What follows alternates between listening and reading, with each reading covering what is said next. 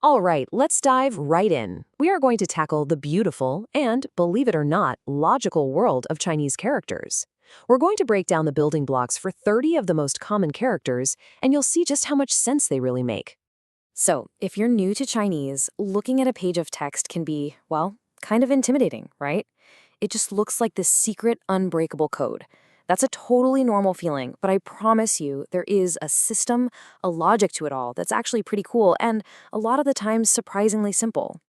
And that's exactly what we're going to do right now. We're going to give you the key to unlock that code. By the time we're done here, you won't just recognize these characters, you're going to understand why they look the way they do. So we're going to start where the people who first created these characters started, by just looking around them and drawing what they saw. You see, a ton of the simplest characters are really just little pictures, pictographs of stuff you'd find in the natural world. Just look at how intuitive these are. The character for mountain, shan, you can totally see the three peaks of a mountain range. For water, sui, you can almost feel that main current with the little splashes on the side. Ri is a simple box for the sun, and Yue is a perfect little crescent moon. See? These aren't just random scribbles, they're drawings that have been simplified over thousands of years. Let's add one more to our collection here. Hua, which means fire. You can see that central piece of wood or whatever, and the flames just licking up on both sides. It's got this energy to it, super easy to remember. Now, hang on to this one, because we're about to use it as our very first building block.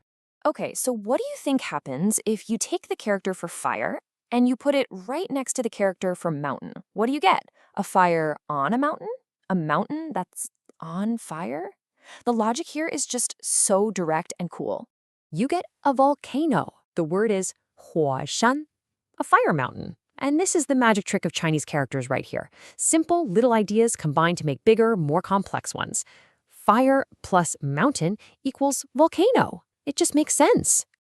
All right, let's move on. We're going to go from drawing the world around us to drawing concepts, starting with something everybody needs, numbers, and some simple opposites. You know, it really doesn't get any easier than this. The character for 1, E, is just one single line. The character for 2, R, is, you guessed it, 2 lines. And the character for 3, Sen, is 3 lines. It's perfect. Now check this out. Here's the character for 10, Sure. It's just a simple cross. And what's so cool is that the ancient Romans did the exact same thing. They used a cross, the numeral X, for 10.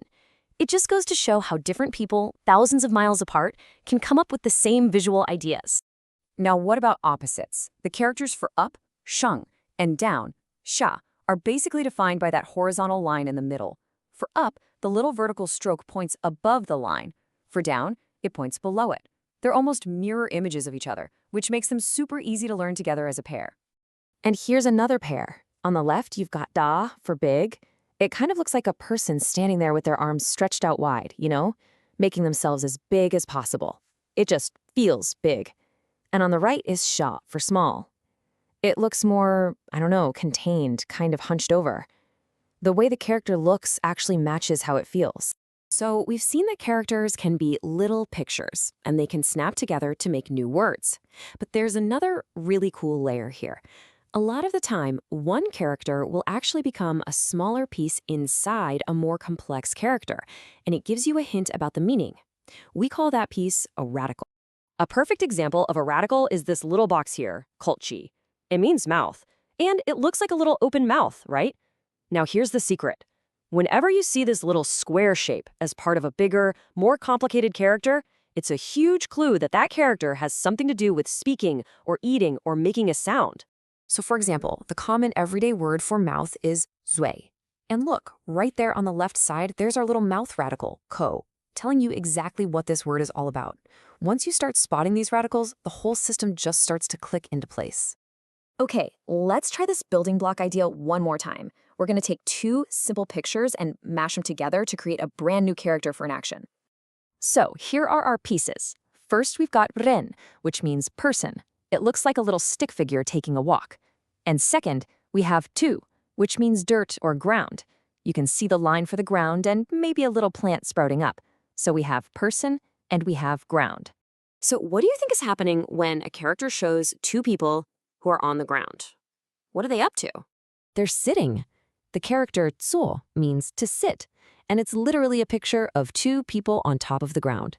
It's like a tiny visual story, a whole scene packed into one little character. I mean, how cool is that? It's these aha moments that make this stuff so much fun. Okay, for our last section, let's just rapid fire through a few more of these wonderfully simple characters where the shape tells the whole story. So here we go. We have Mun, which looks exactly like one of those swinging saloon doors.